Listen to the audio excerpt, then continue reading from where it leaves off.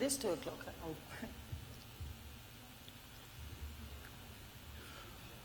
Yeah, good afternoon. This is my mantra of today. Please, can I please ask you to sit a little bit in the middle, because this is such a huge auditorium, and if you sit, you're so spreading, it's not nice for the panel. It's nice to have that they can look forward and see everybody in the room. And then even it looks like, otherwise it feels so empty. And especially don't sit in the back because it's dark. And then if everybody settled, thank you very much. It is so much more comfortable for the panel and nice because they did a heart of pre-work. So shall we start, Bernard? Yes. Then I give you the floor, Bernard Heiden from Epicenter Works. I'm sorry, it's a very nice, unusual name. But I give the floor to you for a very nice next panel. Good luck. Thank you very much. So I would like to start with, we have already started the defragmentation process, so everyone is as close as possible to us. I'm going to start with explaining shortly the structure of our session. We're going to start with a presentation about the directive at hand that we'll be discussing over the rest of the panel, followed by a conversation between our experts on the stage, but also between you in the audience. So if at any point there is something you want to raise, please move to the microphones and we will try to interact with you as smoothly as possible. That also goes, of course, for the remote moderation. Feel free to comment online. With that being said, I would like to briefly recap. I can vividly remember 2 years ago in Tallinn we were meeting where more than 30 young people came together and joined the debate on copyright here.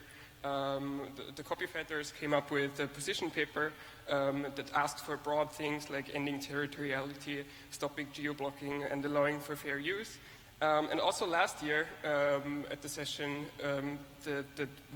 where we debated more concretely the directive that has now been passed, there were broad words like I quote from the minutes, ex-ante content blocking present high risks to human rights, or excessive concentration of press powers remain to be seen as effects of the directive. So I would like to welcome on stage Paul Keller to give us an overview of how these expectations actually relate to the directive that we actually received now from the lawmaker. Okay, thank you. Good afternoon. So I've been asked to give a 20-minute presentation that provides an overview of the copyright directive. Can I have my slides up here?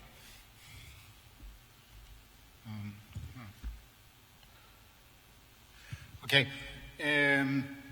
So my name is Paul Keller. I'm with Comunia. Comunia is an association of European organizations that fight for the public domain. So we think, in general, that copyright is overextended and that the scope of copyright should be reduced to some degree. So from that perspective, we have engaged in this EU copyright reform process pretty much from the beginning. And what I want to do in the next 20 minutes is give you an overview, a little bit about the history of the process, where this all started, then give you a really, really high-level overview of what's in the directive, then do a little bit of this good, bad, and ugly exercise, so give our assessment where the directive is dangerous, where it falls short, and where it does introduce good things. And then finally, I'll end up with a few thoughts about what's going to happen next, because obviously this being a directive, there's still an implementation phase, and there's still some engagement on the member state level, but also on the European level to come. So the last 5 years for me felt like this, like being in this never-ending fight about copyright on the European level. 5 years is a pretty long time when you're in it.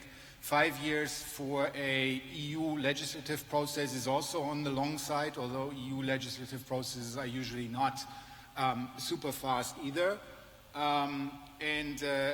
So this has been a ongoing policy fight that has, in the end, right on time, pretty much at the last possible moment before like the parliamentary elections and before the new commission comes in, resulted in the copyright in the Digital Single Market Directive that was adopted by the Parliament end of March, and it has been published in the official journal of the European Union in May, and will become fully law at the end or in June around this time, 2021.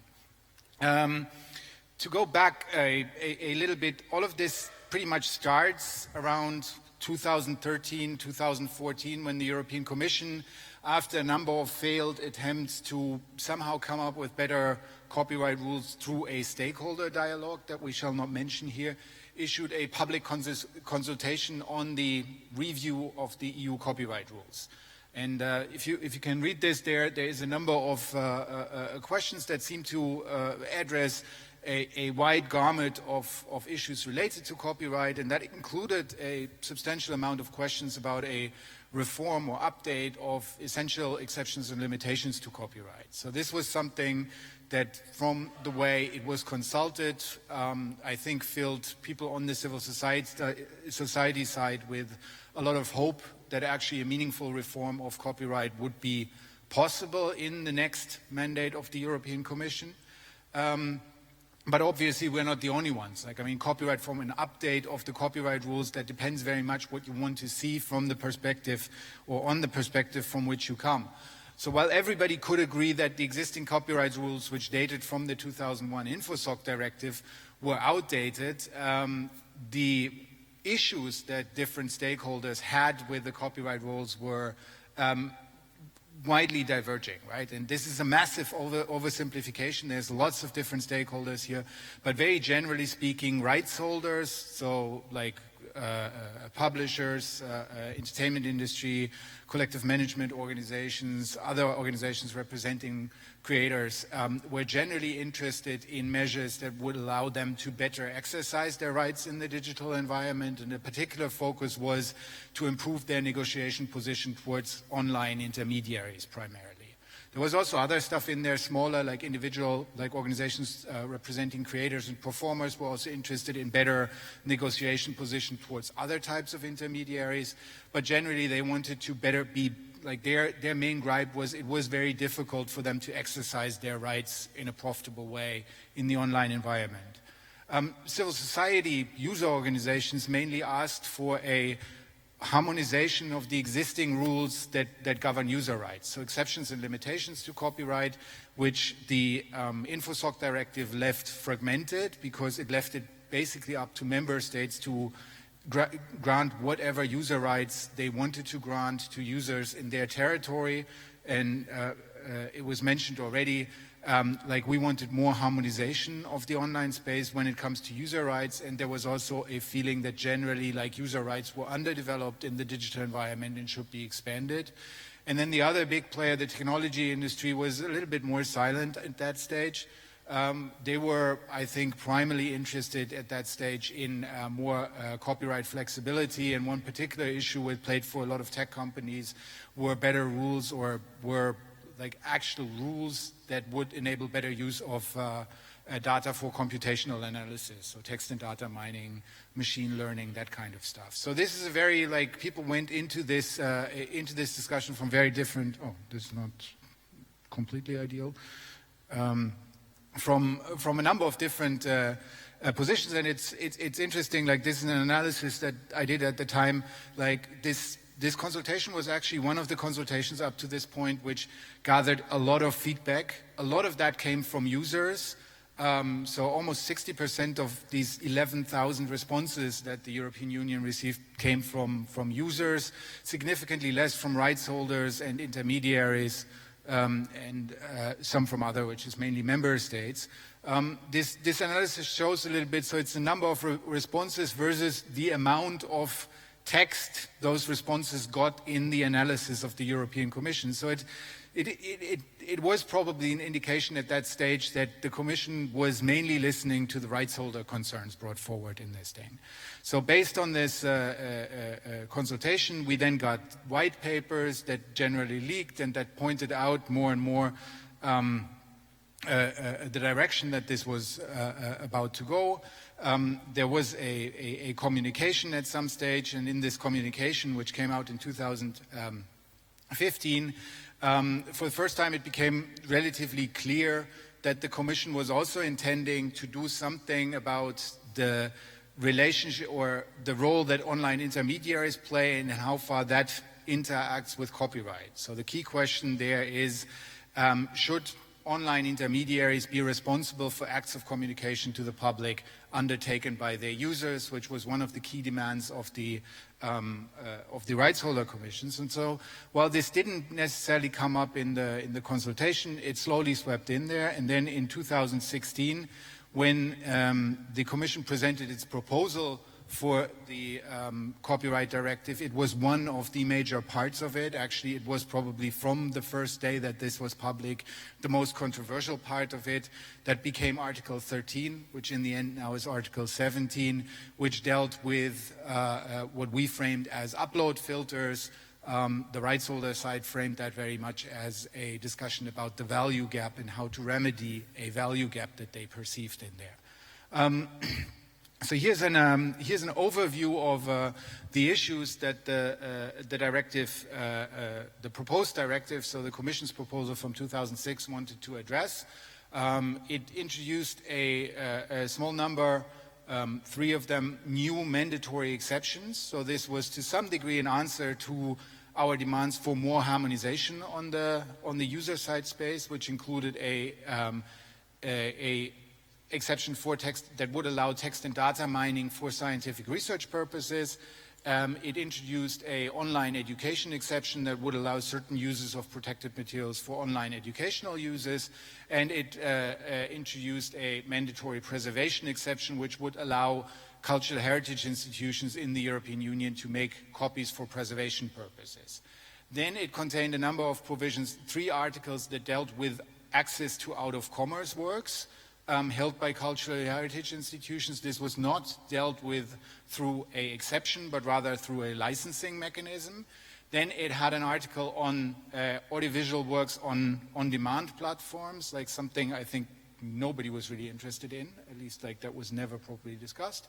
Then one of the most controversial things was a proposal to introduce a new neighboring right for press publishers on top of copyright. Then Article 12 was something that dealt with remedying a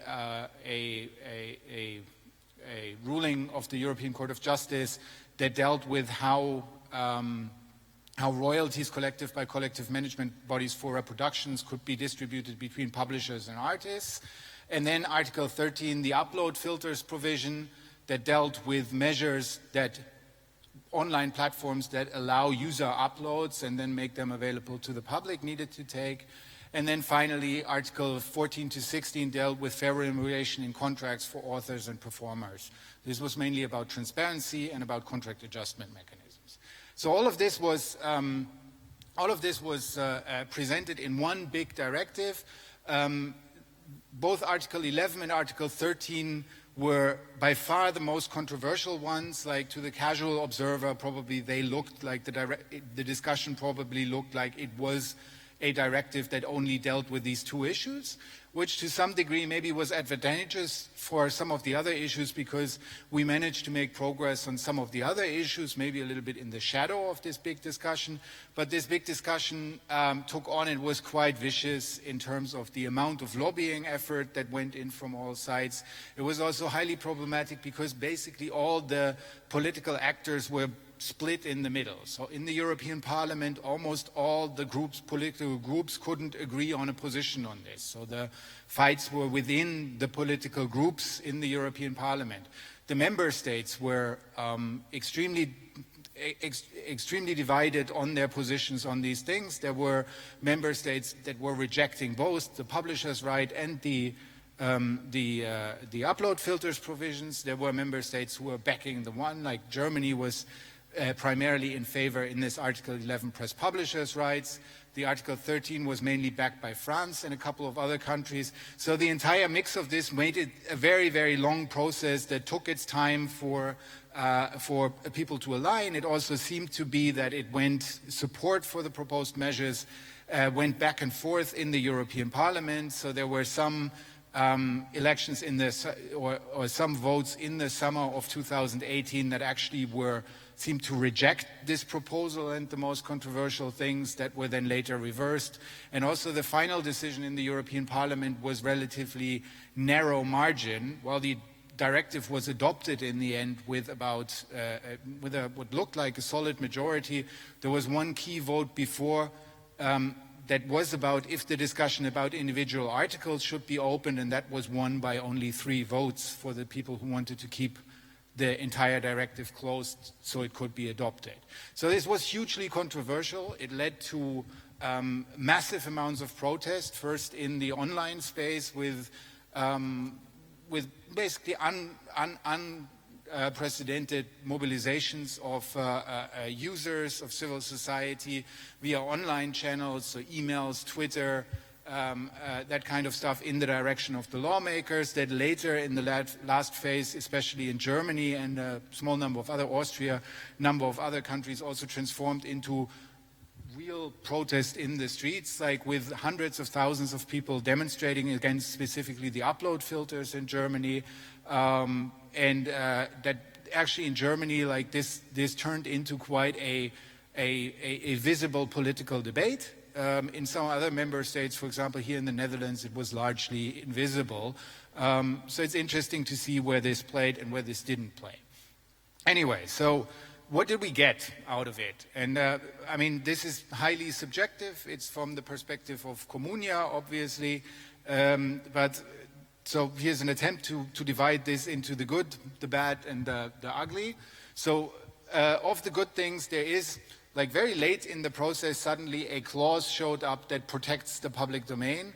In some member states, it's possible to basically reclaim rights over public domain works by making a reproduction and then saying, I own the rights in this reproduction.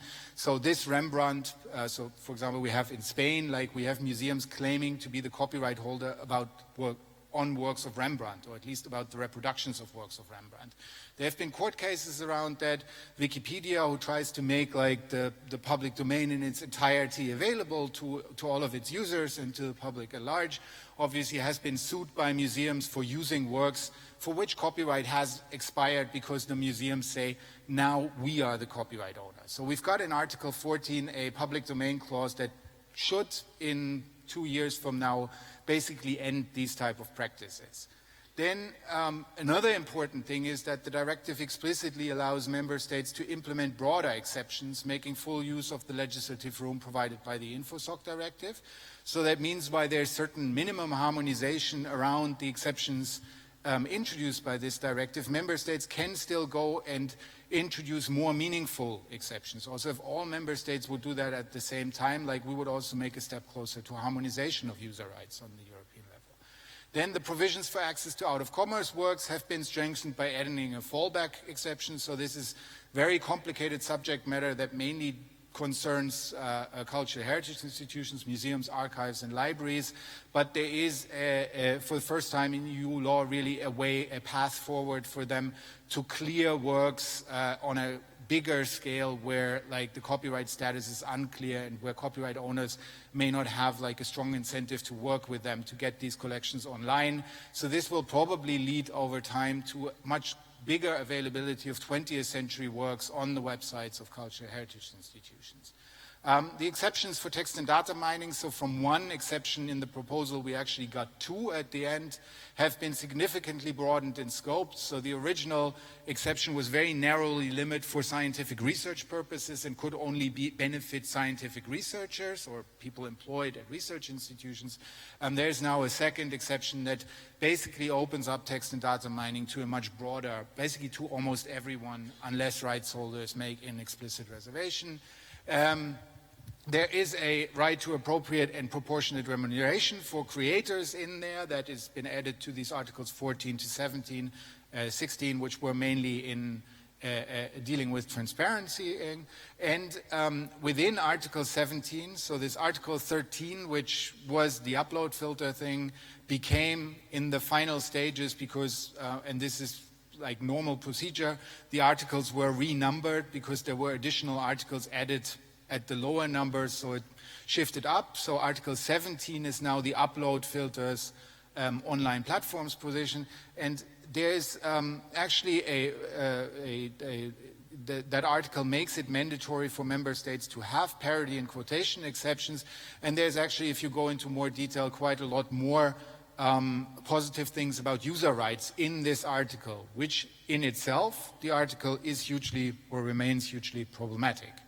So the bad, and here's the first and the most important thing maybe is the upload filtering obligations established by Article 17. So Article 17 kind of now asks the impossible of operators of online platforms because it establishes both a requirement to fully license everything which users may upload to their platforms, which under normal circumstances is pretty much impossible, and if not, to block works or prevent works from appearing on these platforms. So that's one side of the thing, which is already problematic because it will be very difficult to fully license this material.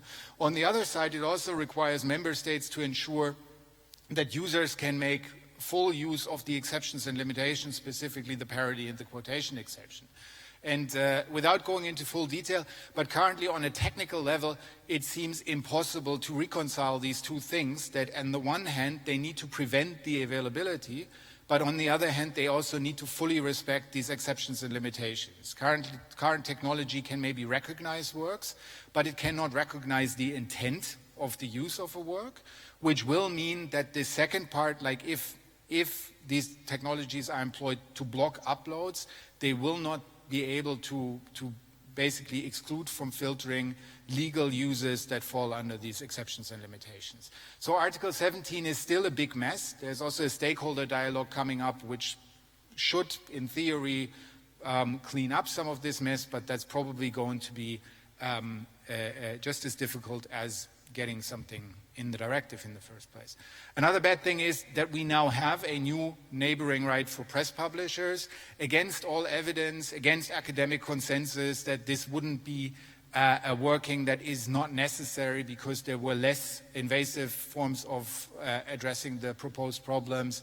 This has been added, this has been pushed through in the directive, and we have a further expansion of copyright, if you will.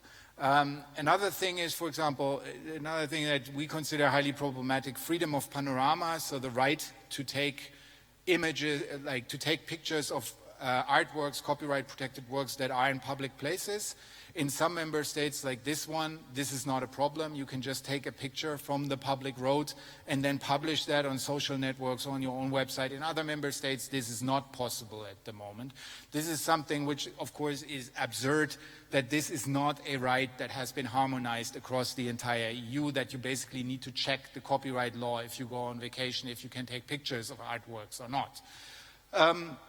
Then another bad thing is like this Article 12 didn't get a lot of attention, but like it reinstates a principle which the European Court of Justice had ruled basically wrong. It just reinstates the fact that for these reproductions made, and then there's royalties collected by collective management organizations, and half of that can still go to publishers, where authors had previously thought this should all go to us because this is a compensation for use of copyrighted works and it's our rights. So basically the publishers got back what they had before. Then another bad thing, I said like the TDM exception is a good thing that we have a TDM exception, or that we have two by now. But one of the problems is that it is overly complicated with these two exceptions, and that it doesn't really follow that kind of like intuitive approach that what you can read legally, you should also be able to mine, i.e. let your computer read legally.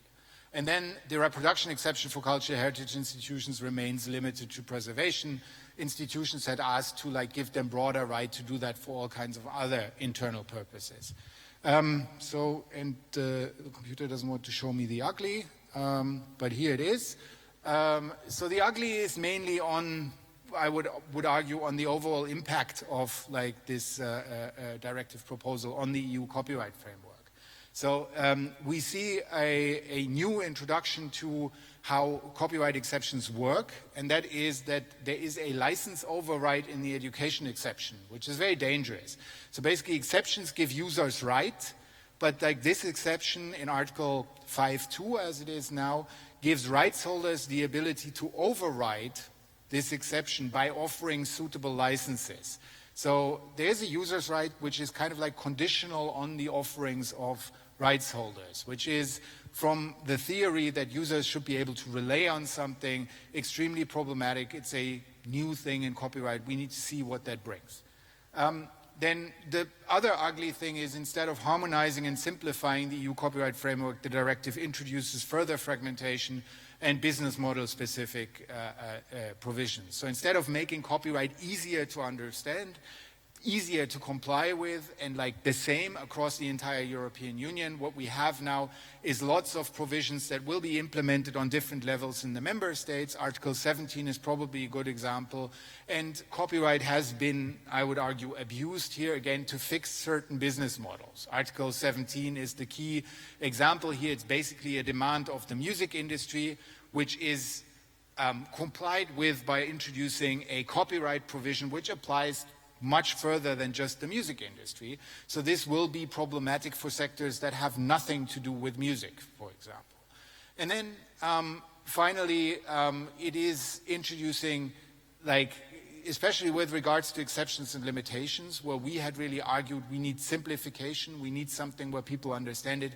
It introduces additional complications or additional complexity. We now have, like, where previously we either had exceptions or we did them, and if we had them, people under certain conditions could rely on them. We now have an exception that can be overridden by licensing. We have an exception that can be overridden by making a machine-readable reservation on a right. That is the second text and data mining exception. We have an exception that only applies, there's something wrong on the slide, that only applies when no collective management organization exists in that sector and individual rights holders can opt out from it. And then we have these strange exceptions, or maybe the jury isn't really out on this last thing, which are partially mandatory. So the quotation and the parody exception, which seem to be only mandatory as far as users on these specific online content sharing provider platforms are concerned.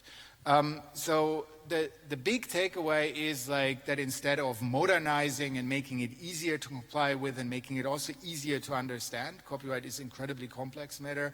Like we've just basically introduced at least one complete order of magnitude of more complexity into this entire system, and we're relying on this system that copyright is still something that is different in all the 27 or 28 member states, and all of them can make their own little rules. So a couple of things, looking back at the effectiveness of the work that we have done with Comunia, but I think the broader civil society sector. So we had this website which tried to analyze the effect of the provisions in the directive from a user rights perspective, broadly speaking, and this was a tool that we used before the final vote, and we had this on balance negative assessment, and that was based on kind of like a very cursory summary of issues where we said like, okay, there's a couple of issues where it's really going in the wrong direction. There's also a couple of things where it's going in the right direction. But on balance, it's still negative for us. And this was, our analysis was based on an analysis compared to the situation before the directive. So, for example, if you look here, the freedom of panorama, like that doesn't exist. The directive doesn't do anything about it. It's still bad. The education exception is like there is an additional education exception, but we have this license override, so that's slightly worse than the situation that we had before, even though we got an exception. So from this perspective, it looks like we by and large lost this battle.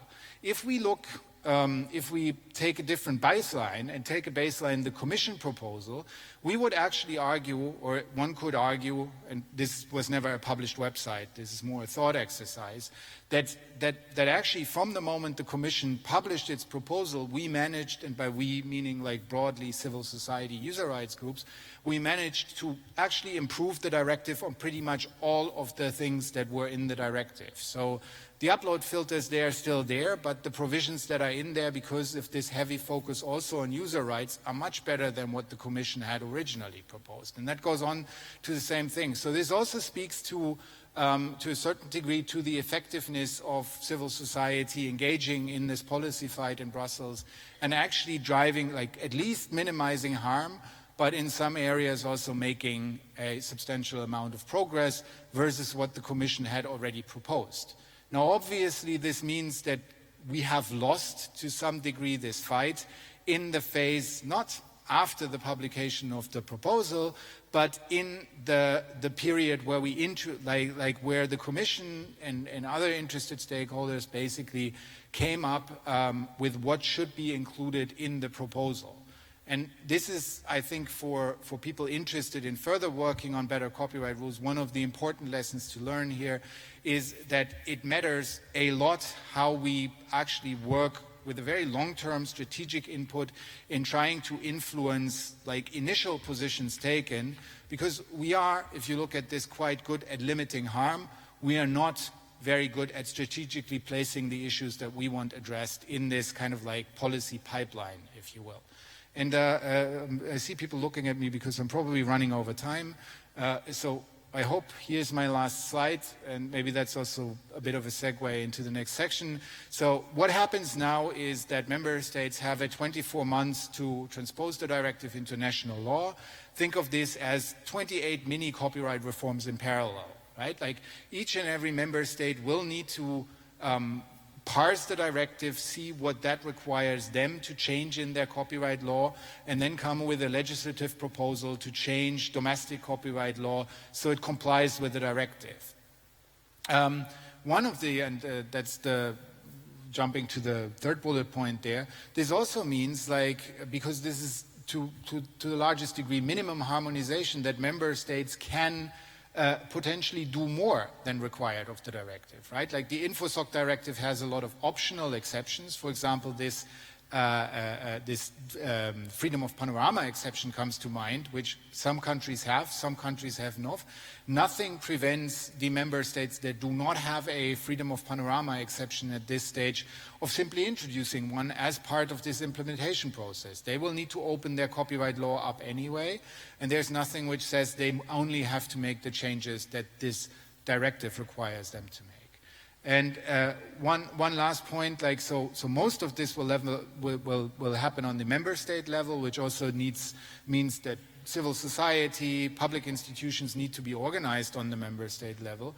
But nothing. But the one exception to this is that on Article 17, the Commission at the end to wrap up the thing also sort of kicked the can down the road a little bit in mandating that some of the most problematic and most tricky questions related to Article 17, namely the relationship between the requirement to protect user rights and the requirement to filter, have been delegated to a stakeholder dialogue that the Commission will need to organize in the upcoming months, that needs to come up with guidelines how to reconcile these two things.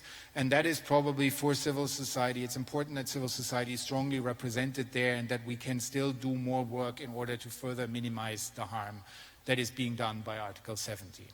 And with that, I think my presentation comes to an end.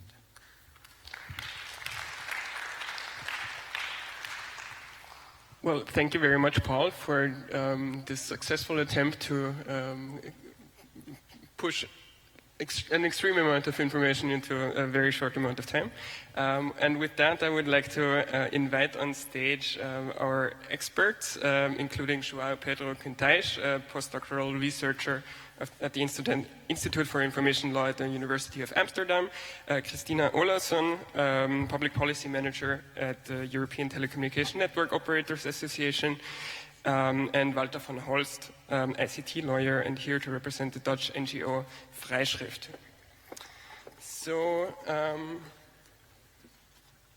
with all of you assembled here on stage now, I would like to start off with like a basic first question, which is, if we look into the future, if we try to look into like our magic ball and predict things, in 10 years' time, do you think that people will look back on today on this directive as a turning point or more as a dead end? Will this lead to, is this kind of a slippery slope that will be followed up upon?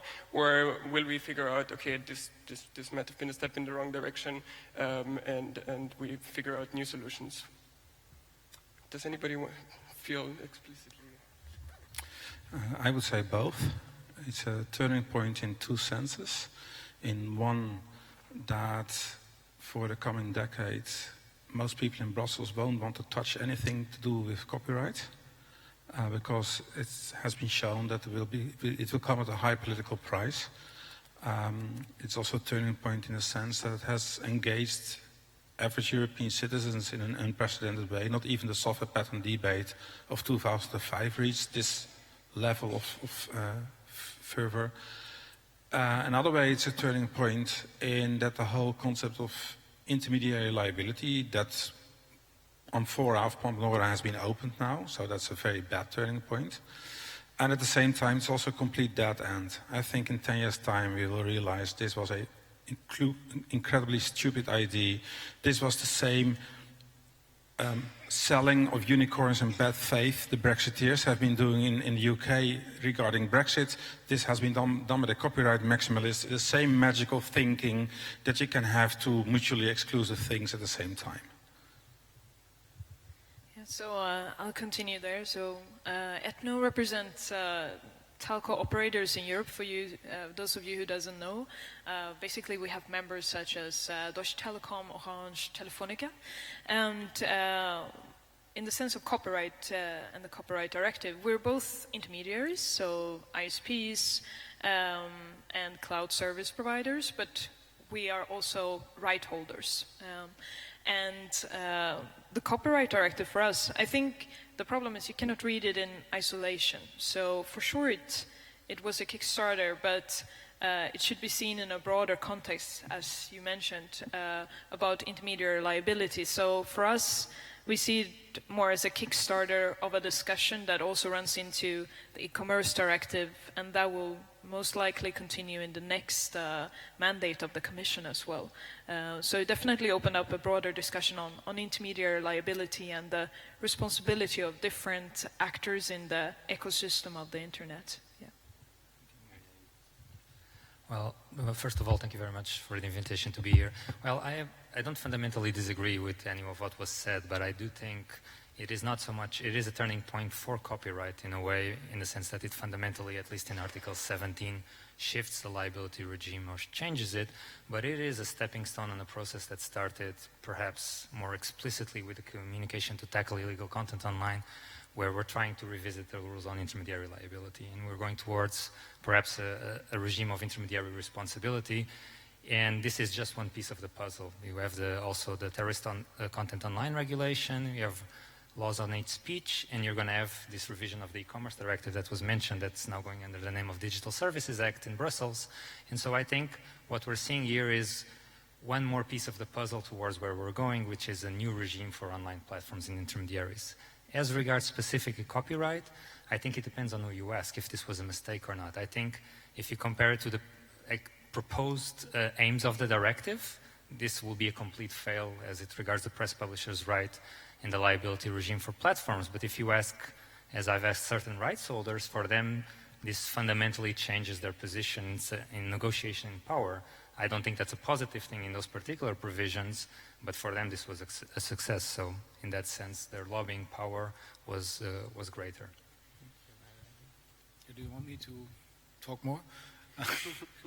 So, yeah, I think for me, maybe where this is probably the last of a line of interventions is that where it was difficult, like really honestly difficult to achieve at something sensible, and like I think there was more agreement about the problem at stake, that there is actually at the moment a disproportionate transfer of value from European creators, European cultural industries towards large American intermediaries, so the big dominant platforms. So there was, I think, agreement to some degree, and that also shifted during those 5 years of discussion, right? Like if you try to remember how society at large looked at the big platforms 5 years ago, that was remarkably different from how we look at them or how society as a whole seems to look at them these days. The instrument that was then chosen to remedy copyright, like kind of like this is almost a reflex of the creative industries, like there's something wrong in my business model, we need to fix it via copyright, right? And that just doesn't work. Like I've tried to make that point in my presentation, because copyright applies to basically everything that everyone does on the internet, because the internet is essentially about copying. And so the music industry was basically saying, we don't care about the collateral damage here, like just change copyright so it kind of like changes our negotiation position, small sector of like internet versus like the big dominant things, and we don't care about the rest. And I think this is also where this was failed. This will where it will also demonstrate like lots of problems down the road. And I wouldn't be surprised if in the reforms or in the attempts to update copyright law to come, like we will learn from this and be more cautious not to use copyright to fix specific business models anymore. But maybe it's not a prediction, but more an expression of hope. I'd like to add that the whole discussion about the value gap infuriates me in the sense that, first of all, most of the creative industries do not really have the problems they claim to have. In the past decade, the music industry has been massively outpacing the global economy in terms of growth of revenue and profit. So do not come to me claiming that they are in deep trouble if you have been outpacing you. Yes, the happy days of everyone replacing their vinyl records with CDs in the late 90s are in the past. That's one of the things. By and large, the amount of money, especially in the digitalized world, the average consumer spends on entertainment through streaming services, through video games, music, books, etc., has only expanded. So if the creative industries are in trouble, that has nothing to do with a loss to piracy. It has to do with failing business models and so forth. The bits that are in trouble, the news publishers, have mostly themselves to blame. They have allowed their relationship with their audience to be transferred to the advertisement platforms. So the solution is to fix the advertisement ecosystem, which is mostly a privacy issue. And in the bit of legislation that tries to redress that, the e-privacy regulation, the publishers have been fighting tooth and nail against that bit, which is actually to their advantage. So to a great extent, the creative industries don't really know where their real self-interest actually lies. So that bit really annoys me, that as much as I hate Google and Facebook, the way to attack them, like Paul rightly said, the right instrument is not copyright. It is stronger privacy protection, it is stronger competition law enforcement, and we maybe should also look into the way we have harmonized our tax laws across Europe. So Paul has mentioned before the term collateral damage, and like, for example, what is it actually, the collateral damage that we're looking at? The German government, for example, in the process of agreeing to the directive in the council, added this statement to their decision to say yes, that they will, on a national level, make sure that there will be no upload filters.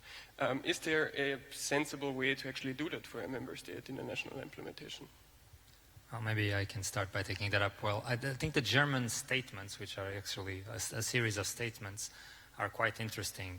Half of them are wishful thinking, I have to say. Like, for example, one of them comes out and says, this applies only to YouTube and Facebook and mega platforms. Well, when you read the law, unfortunately, that's really not the case. And they do have some interesting ideas, and I think along those ideas are the notion to try to prevent upload filters by creating some sort of mechanism where on the part of the user, there's some sort of flagging of lawful use, and then when that happens, you trigger a loop, human-in-the-loop system, and that would in fact prevent upload filtering, but brings with it problems of its own. So I think solutions along that line in the article, as Paul mentioned, contains a lot of knobs and levers that you can pull to make this notion of user rights more effective. Now, the main problem with this remains the same, and Paul has actually also mentioned it, which is from the moment that we have endorsement as a solution under the paragraph 4 of this article of upload filters, if you want to call it that, but preventive obligations to filter, whatever obligations you have to impose or to grant user rights will actually not be effective because the technology simply does not recognize context-specific dynamic exceptions. So the solution to this problem is to finding legal mechanisms that prevent, at the first level, that these types of measures become mandatory for all platforms. Because if they do, we can write as many user rights we want into the system, quite simply are not going to work.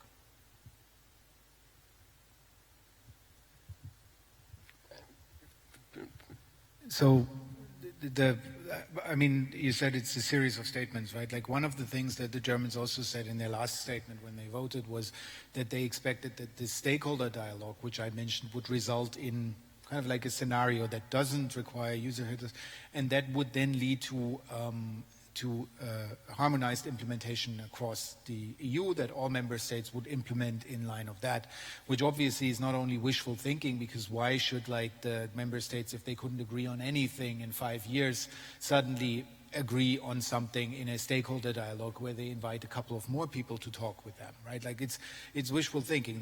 The biggest thing also is it's like we know that efforts to implement in the different member states are already on their way.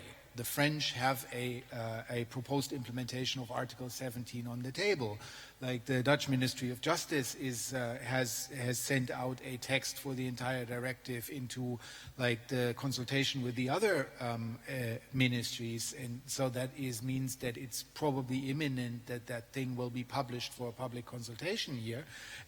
At the time yet, the European Commission hasn't even invited for this stakeholder dialogue. So like there is this paper, like what looks to some degree a paper exercise in Brussels, which tries to like take away some of the edges of this thing, while the member states with their very different preferences, and the Dutch didn't want Article 13 to be there at all, whereas the French were the proponents, are both already working on their national implementation laws. So this is going to result in a big mess with probably lots of different national implementation, which will make it more difficult for, honestly, rights holders to operate on a pan-European scale, for platforms to operate on a pan-European scale.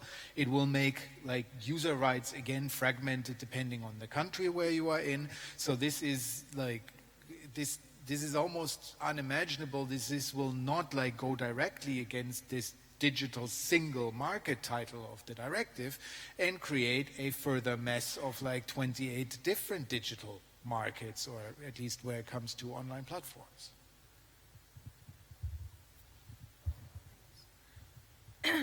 Yeah, so maybe just to comment on the upload filters.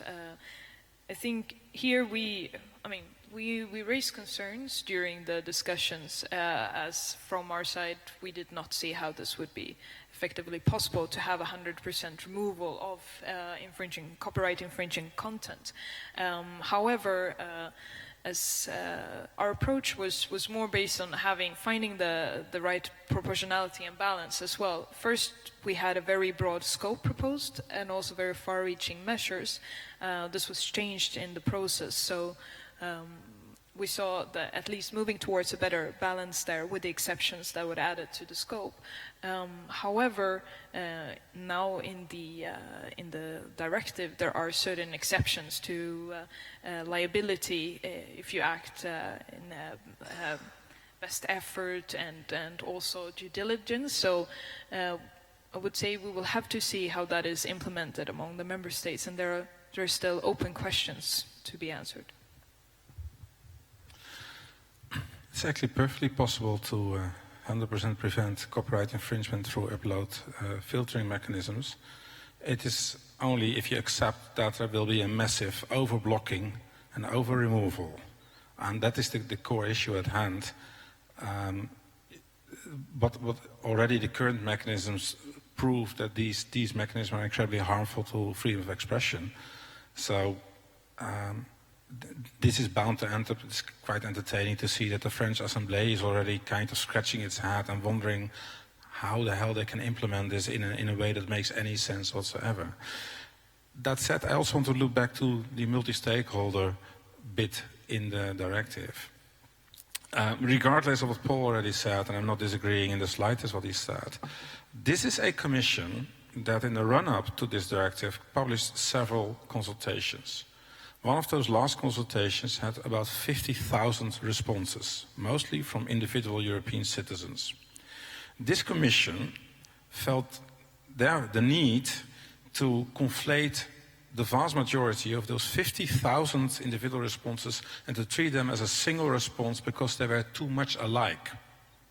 If you consider that a multi-stakeholder consultation that is executed in good faith, yeah, maybe this multi-stakeholder model will work. If you feel different about that, and I do, I don't think the Commission is on this dossier anymore a credible facilitator for any multi-stakeholder dialogue anymore. If you've repeatedly acted like the Commission has, this process is dead from the beginning. I mean, there's obviously the question to ask whether political changes in the formation of a new commission would change things about that. But I would like to stay with the point of different implementations in the member states. So also from a business perspective, what would be the effect of availability of content or of platforms in different countries depending on how strictly they implement the filtering obligations? Well, I can start by thinking that. I think we don't know at this stage. That's the honest answer. We'll have to see how the implementation process will go. But what's pretty clear right now is the way the law works, and without wanting to get very technical, the article says, you as a platform, if you are covered by this regime, you have to license everything. If you can't license everything, we go to the other possibility, which is to not be liable, because what the provision says is that you're liable. To not be liable, if you can't license everything, you have to go through this list of cumulative conditions. So you have to comply with all of them.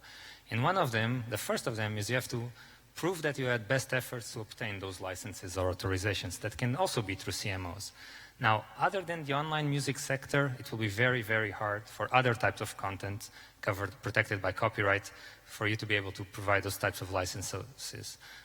So depending on how you assess this on each member state, I think a lot of platforms will have to have a hard decision from the business perspective, which is if copyright is triggered in the EU 28 or 27, in all these territories, and I really only care about 7 or 8 of them, the best way, I'm incentivized not only to overblock, as was mentioned, but also to actually to geo-block territories. Because I don't even want to go through the trouble of obtaining licenses for those territories. It's just too hard. I might not meet the obligation that's quite vague. So in that case, you have a different type of internet. You have more a Netflix or a TV model than actually the type of internet we're looking at now. And I think this is something that hasn't been fully discussed before by policymakers. And it's a real possible consequence of this type of provisions.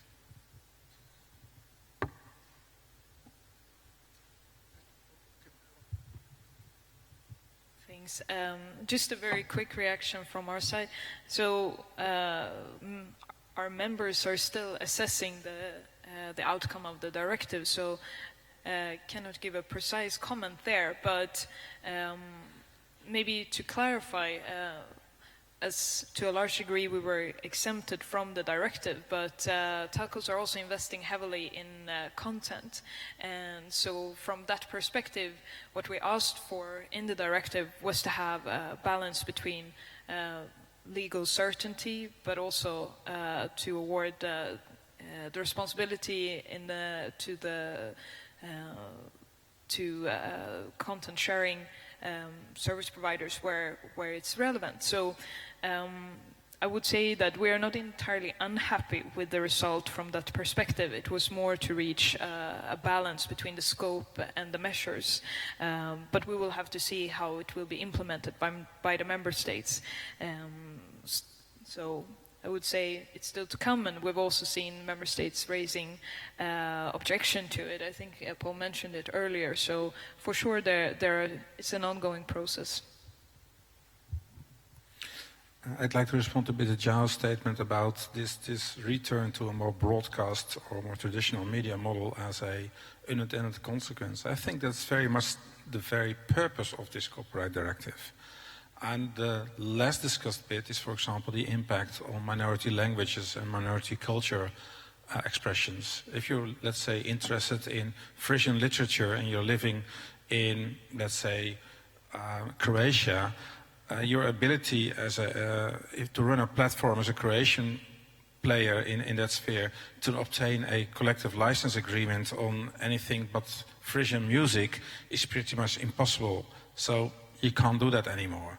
And of course that's a bit of an extreme example, but and especially if you combine it with the new neighboring right for news, anything that is done in a minority language in Europe will basically be made to disappear because of this directive to other cultures, to people from other bits of Europe.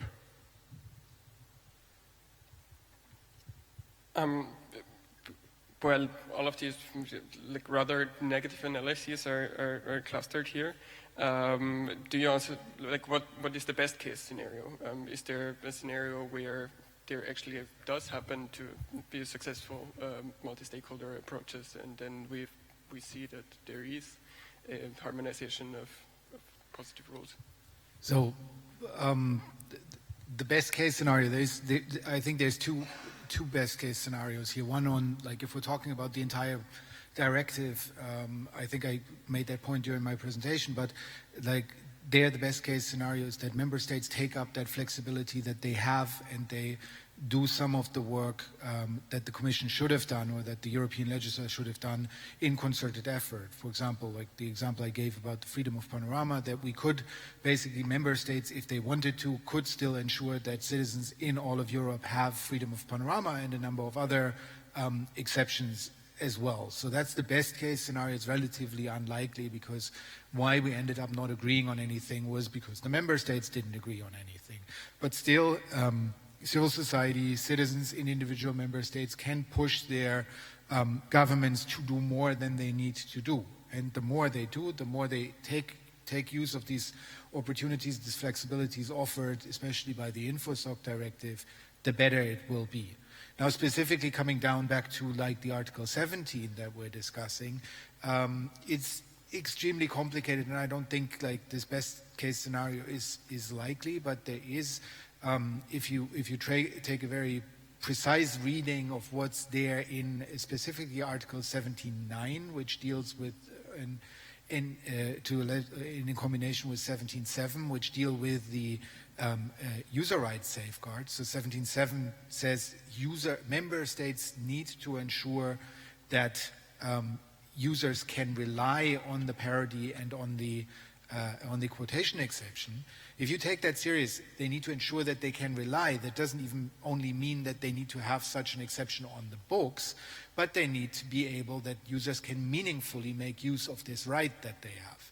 Now, how would that look like? That would look, for example, by saying, like, we introduce certain de minimis rules. We just say, like, in the first instance, if somebody claims that they are making use of an exception, or if it could also be a different mechanism where it says, like, if it's, like, less than 50% of a work used, so, like, it seems like a quotation, like, even if a rights holder objects, like, we don't take it down, we don't block it, we first give the uploading user the right to contest that thing, and if the user doesn't do that, after a certain while we take it down. So basically turn the burden of proof around.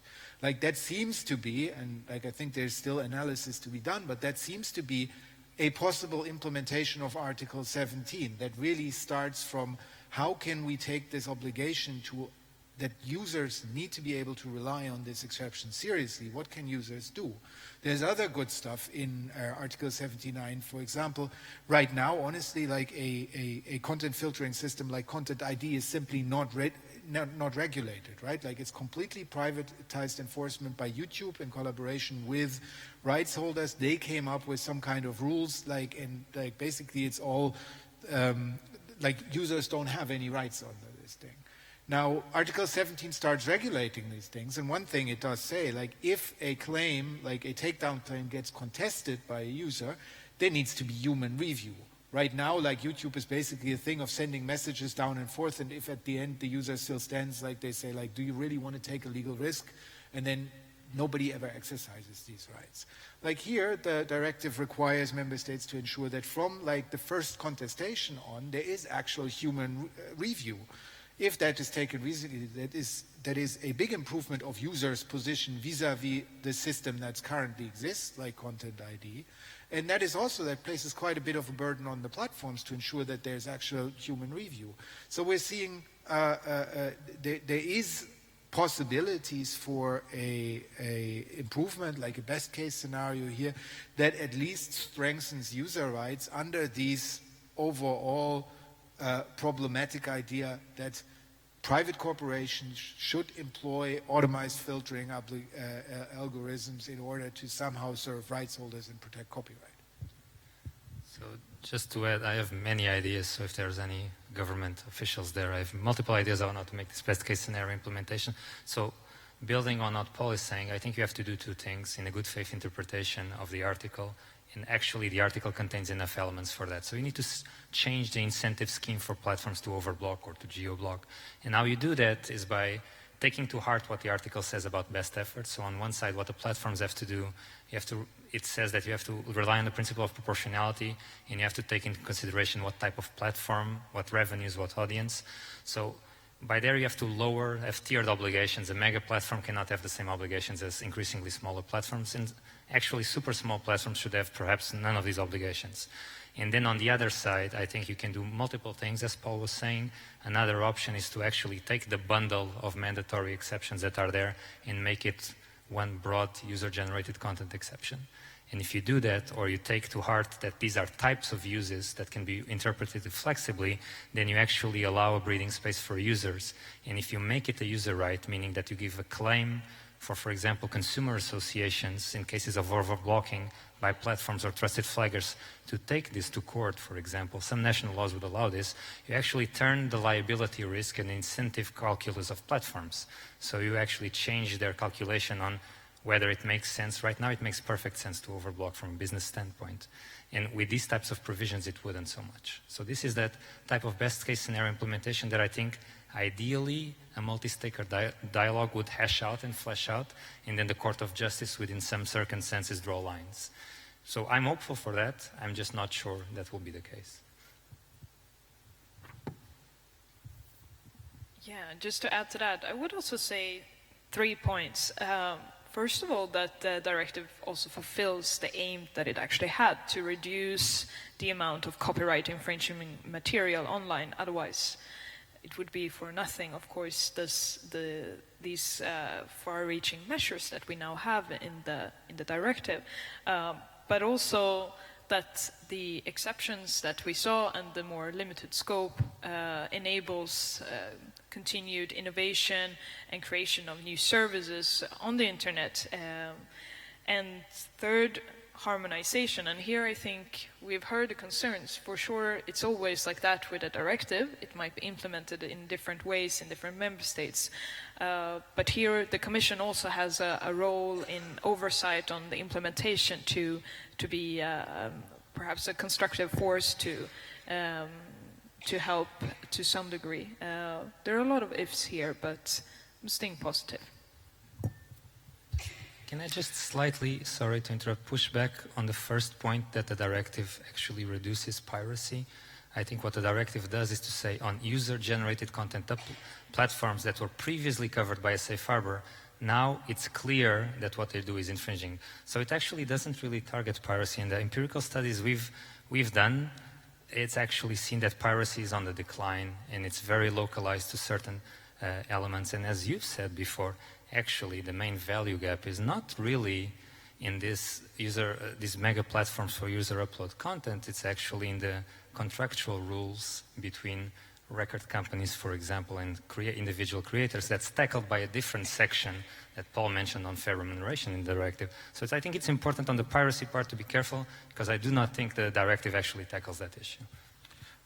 I would agree, except for the use of the word piracy. I tend to use the word unauthorized culture sharing, which sounds so much nicer, although it's a bit longer.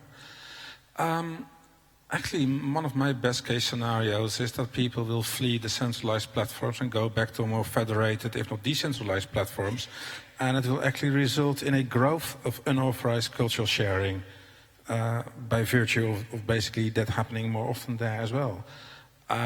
My other best case scenario, if I'm forced to be positive, well, I shall be positive then. Poland is contesting the directive in the Court of Justice of the European Union. João may probably fill us in on the strengths and weaknesses of that claim. Generally, the Court of Justice of the European Union has a interesting habit of taking a semi-interesting question and turning it into a much more interesting question and answering that bit.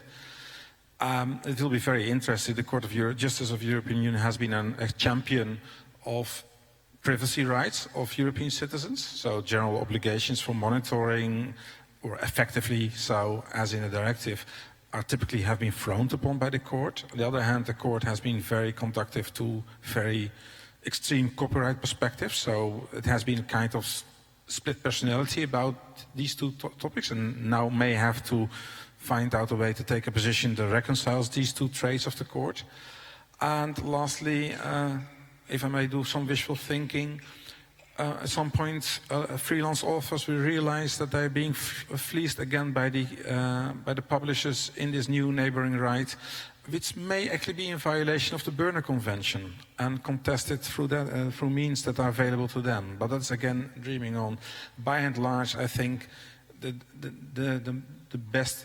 Realistically, best outcome is that the member states realize this is self-contradicting, the translations are different, there are literal self-contradicting bits in the directive, and that they turn around in a few years' time and try to tone it down a bit and make it somewhat workable. So maybe we can actually pick up that question, but I also want to remind that we have about 20 minutes left, so if there's any answers or questions or remarks from the audience, then please do use the opportunity to go to the microphones. That being said, I would like to pick up the question of legal remedies. What could be the next steps? There is the procedure that Poland initiated at the Court of Justice. Is there any... okay. Let's take that question first and then park the Court of Justice for a while. Please. Okay.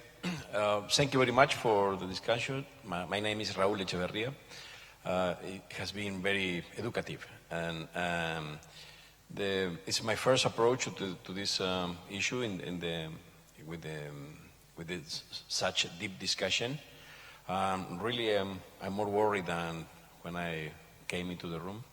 I see a lot of uncertainties, the possibility of 28 different frameworks at the end of the day,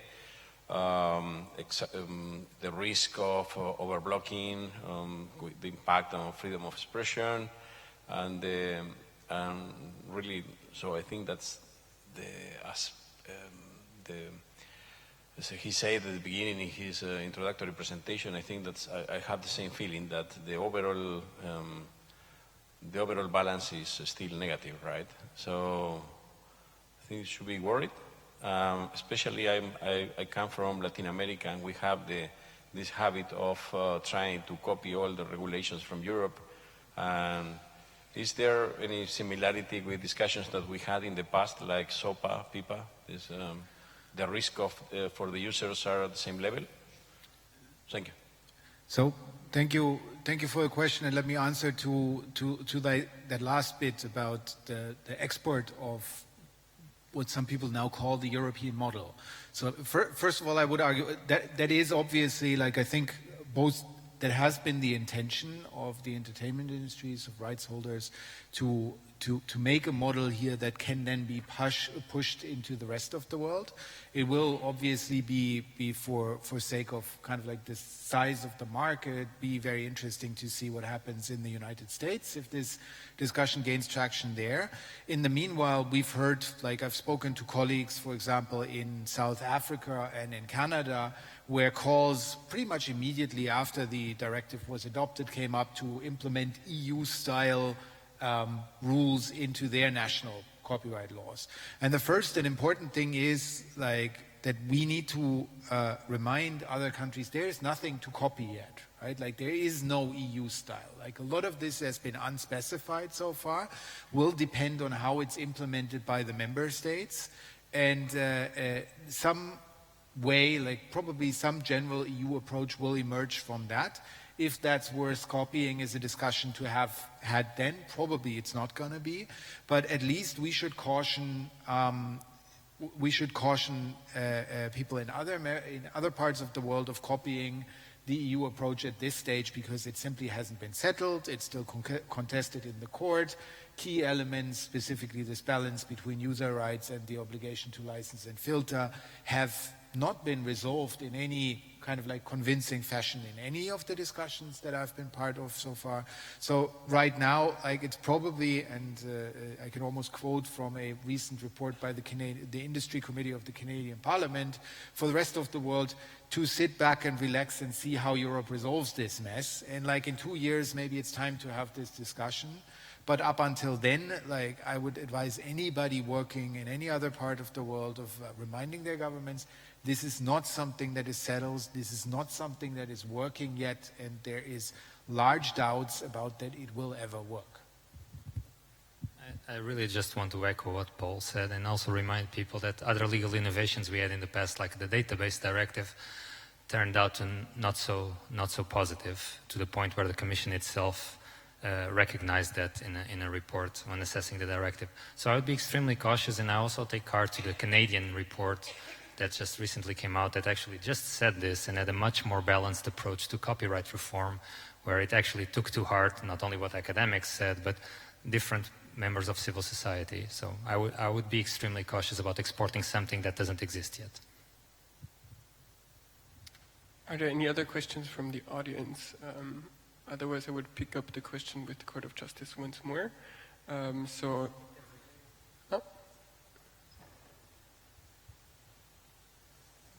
Yes.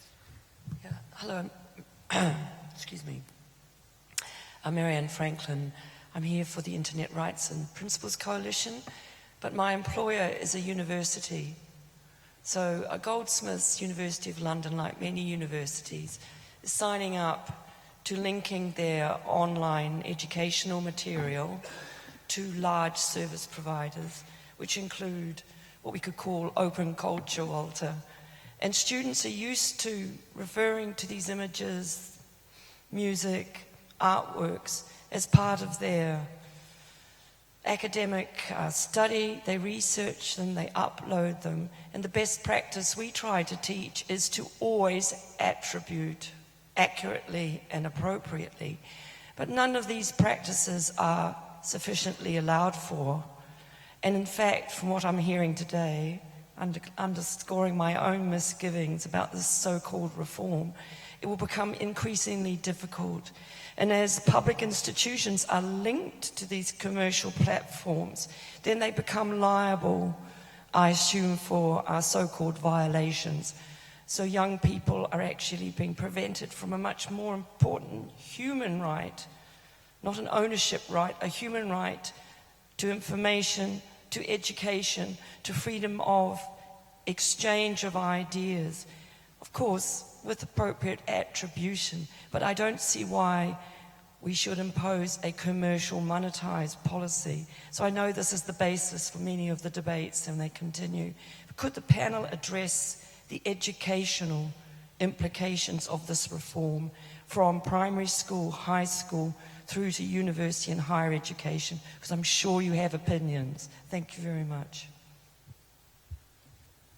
So maybe let me try to correct something which may have not been clear. So one of the good things, or one of the improvements that we made with regard to Article 17 is that we actually massively reduced the scope that it applies to. So if that wasn't clear from my presentation and I had to cut down, it doesn't apply to educational institutions, it doesn't apply to any non-profit platforms. There's actually relatively meaningful, strong opt-outs there that try to limit the scope of Article 17 on for-profit platforms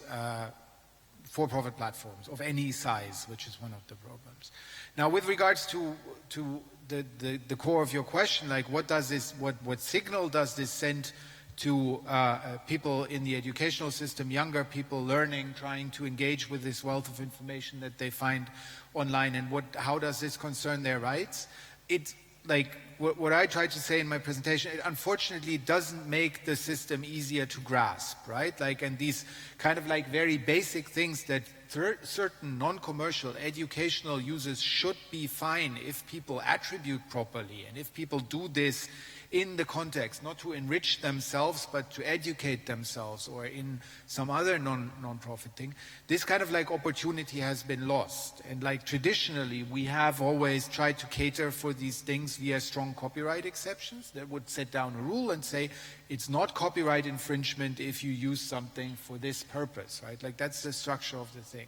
What we're seeing right now across the board of the new copyright directive is an encroachment of licensing mechanisms. So these user rights, what you can or cannot do is much more becoming more dependent on what rights holders actually allow you to do.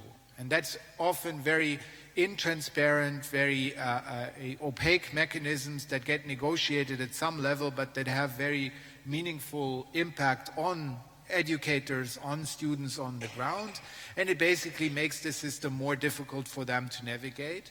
So I think net, specifically on people in the educational system, and maybe specifically on people in the educational system that are with institutions that are not like universities in London tend to be super rich and can afford all of the, compared to universities in other parts of the European Union, anyway, that are not part of wealthy universities. Let's not name names here. Like there is parts of the educational system in the EU that are significantly less funded. For them, this will become very problematic because it assumes like that stuff can be licensed and bought, and like this basic right to educational users is getting pushed away more and more. I'm sort of disagreeing with Paul here.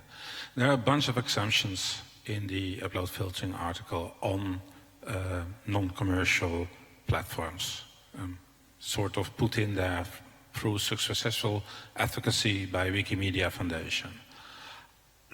Those apply to the platform you run yourself. So if you, as a university, make your materials, of your lectures, your online classes available through one of the major online educational platforms, which are typically for-profit, then you're not necessarily in the clear in the sense that that platform may be forced to block parts of your content because of spurious copyright claims.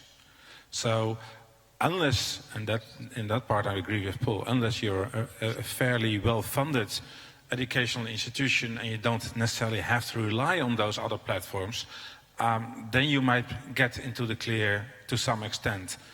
I'm not sure whether the exceptions are actually that helpful because there's lots of gray areas, especially when it comes to educational institutions and not-for-profit platforms. Between fully commercial, that there may be some legal uncertainty there anyway.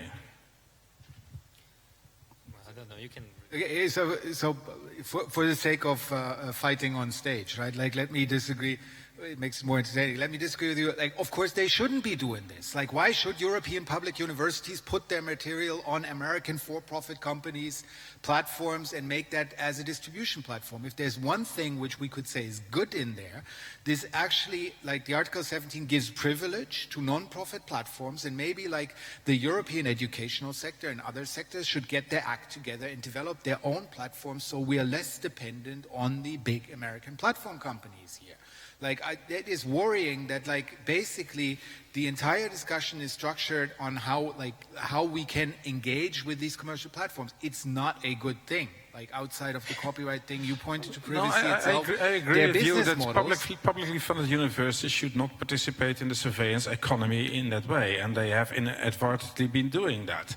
At the same time, those large platforms are the ones that are accessed by people in developing countries, etc. And getting your own nice, secluded, university-only platform up and running and making it available in, let's say, African English-speaking countries will be another go. So, in the long term, I agree with that observation, but for someone who already has a fight with their university administrators to make that content available, you're not making life easier. Could I intervene as the audience member? I have a colleague here who also has a question. Thank you very much. Two things I'd like to specify. I totally get the point about too many universities paying too much money for commercial US-based platforms. This is a huge business. Totally get it, but not all universities are going that way. Some are using Moodle, open source platforms, the whole University of London, and it's tough because the push is to move away from that. It doesn't get you out of that problem though, Walter, does it? Because even attribution doesn't allow you freedom from being possibly charged and all sorts of money. So we're still back to square one. I'm glad you're not telling me not to worry. You're in fact telling me I'm right to worry. Thank you very much. But I'll wait for the other responses. I just wanted to... And also, rich is very relative in the higher education sector. The difference between global north and global south, that point being taken. But not all universities are rich. I would go into more details, but I'm in a public space, so I shall refrain. Thank you. Point taken. Am I correct that Joao still had a response to? I just want to make a very small point, I think, for you guys not to fight anymore. Now, I think what you touch upon is a point is also with there's an exception for cross-border teaching in Article 5, and I think the main issue there, even in that exception, is only applicable if there are no available licenses. And I think this is an underlying policy issue that we have to address, which is this fetishization of licensing by the European Commission and by policymakers in Brussels, that because copyright is at a base an exclusive right, then everything is possible to license, both in the context of Article 17, also for the press publishers' right. The idea is to license these uses, and also for teaching activities. And I think if we want to have a positive impact at policymaking, is to kind of downgrade this idea that licensing is even the best first option in most cases, especially not for educational in educational situations, speaking as someone that works in a public university. Yes, about the previous point. I think that's, I like many things you said, Paul, during the debate, but I have to disagree with your last intervention. I think it's not realistic what you propose. I think universities and any other institution, they have to use all the tools they have available. And so in order to achieve their objectives and advance their mission. I have seen already this discussion in other places, and so it leads to things like, okay, the universities only have to use statistic packages that are used that are done in the country, or using cloud services only from the own country. At the end of the day, you are reducing the ability of innovation and really to produce the scientific knowledge that is what is really more important. So I think the directive should be more careful in the way and protect the contents independently of where the contents are published. That's not the important matter. Thank you. So I mean, this is probably a completely different discussion about what we should do. But like if we look at one of the effects that this Article 17 probably is going to have is it was intended as a measure against the big dominant online platforms, and as much regulation that is specifically targeted at people, it probably will have the effect of entrenching the position of the dominant platforms, because it just, like, compliance with this new level of regulation, the obligation to license everything, the obligation to have expensive filtering systems, the obligation to have some kind of review processes for things, are much easier to bear for big, dominant, profitable platforms. They can build that into their cost of doing business, and this will become a hurdle for others to come out. And so I think one of the problems that we have in the policy-making process here is our inability to imagine alternatives, right? Like, I don't want to prevent anybody from making use, I don't think the answer to things is preventing people from, or institutions from from making use of certain services. But I think especially if we think about a broader field of digital regulation in Europe, Like what we need only is not agree on what we don't want, but we also need to figure out what we want. Europe is a big market space, 500 million people, like it's one of the biggest markets in Europe, and we need to come up with our own alternatives to like the big American companies, to a lesser degree because they operate here lesser, but like the big Chinese companies operating in this space. And to some degree, I would argue this ought to come from the public sectors to some degree. Like we have a tradition in Europe of having communication services that are publicly owned, the public broadcast service, right? Like in internet regulation, through internet regulation, we've pushed these players to the side, basically said, this is not your business, this is a private market space, like you're distorting the market space, and now we're finding us in a situation where like the provision of information is dominated by a couple of American companies, and we all figure out how bad that is if that's coupled with a profit motive and where this goes. And so I think we ought to go back and say, like, the public institutions in Europe, we need to give them a role in structuring, in competing for information provision in this space again. So, but I don't want to tell, like, this can't come by saying, like, you have to make use of this and not use the other things. But if we are making regulation only by trying to combat what's already out there without coming up with our own alternatives and use our imagination, like we'll probably end up playing catch-up, because this was to some degree also an exercise in catch-up, right? Like these is ideas that came up 10 years ago, and the business models evolve, and this will probably be something that is relatively irrelevant like 5 years from now. With a view on my non-existent wristwatch, I would like to give you the microphone.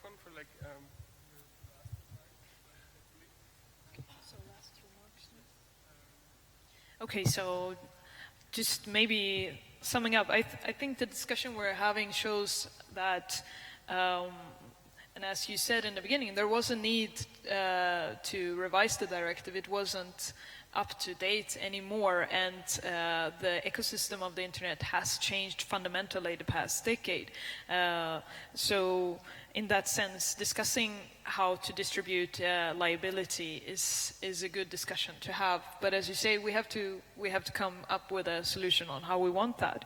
The copyright directive was one answer to a limited problem, and it gave in the end a more targeted scope, which in that sense is good, focusing on those who share content with a broader audience, with the public.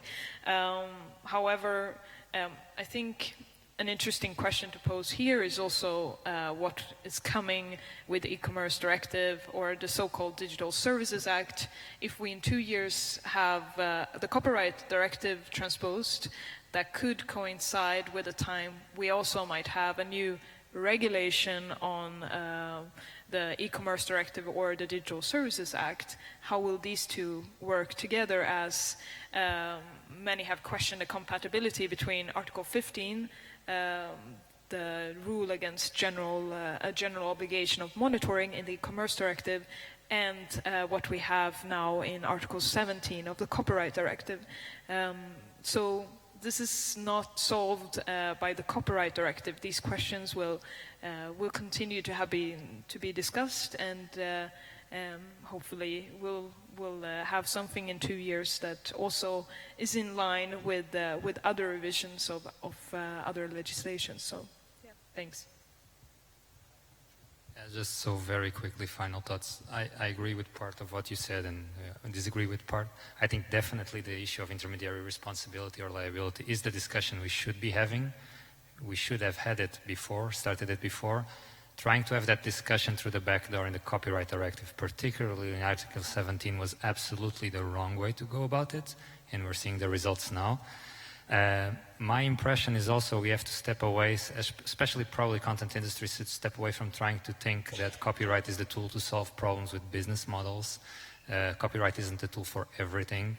I do think there are good things in the directive, and looking forward, there are really positive things that we can do in the implementation. And I think for civil society, and maybe because we are in this forum, we should focus on that. This is where the energy should be, in national legislation that can actually broaden availability and access to content while respecting the need to remunerate, but not fetishizing the notion of the exclusive right in the need to get permission for everything. Thank you. A very short remark, and it's not even mine. It's André Meisner, who writes for netspolitiek.org. Once said, if you regulate the internet, if it's only Google, Amazon, Facebook and Apple, it will only become Google, Amazon, Facebook and Apple.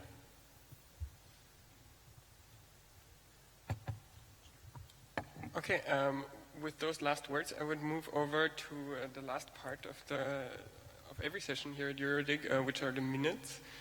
So thankfully, this wonderful person over there, Cedric, has helped boiling down all of the things that we said into a short amount of text. I'm not going to read it out loud, but the way it works, as we're probably aware, is that we settle on this by rough consensus. So if there's anyone here that does strongly object to one of the statements in these messages, then please go ahead and contact us at the panel here after the session. But I see that this is apparently not the case. So with that in mind, I would like to thank all of the people here on the panel, also the remote moderation, you in the audience, Cedric once again, and yes, let's see what the world brings us in the 10 years that we just tried to contemplate about. Thank you.